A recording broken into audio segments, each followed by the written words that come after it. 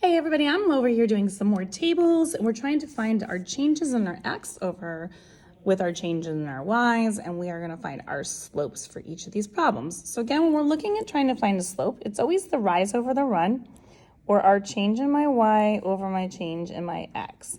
Again, it's always y over x, so just be careful that you don't flip that around and do the x's first because they're the top of the table.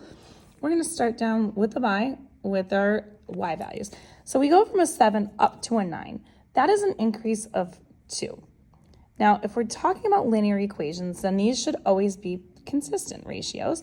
So this is a plus 2, and this is continuing to be a plus 2 every single time.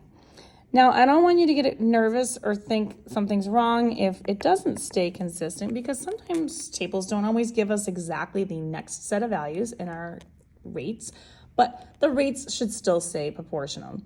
So our rise, in this case, it's a rise because it's a positive 2. Our y's are increasing by 2 every single time. And now we're going to take a look at our x's. Our x goes from a negative 30 up to a negative 22. So to find the difference there, that is increasing by how much? That is an increase of a positive 8, or an increase of 8. Every time I'm going to add 8, I'm going to get the next number in line. So we're getting less and less negative as we go along.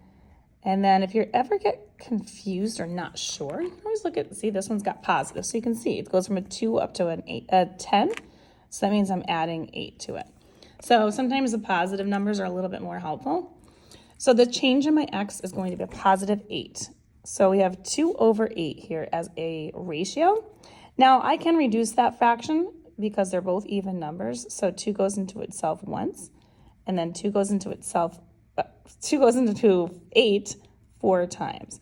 So my reduced fraction on this is going to be 1/4, but you can definitely do 2 over 8, and that's just as good as what we've got going on. So if you want more questions like this, you can find them on my YouTube channel, You Want Algebra. Check it out under the slope section.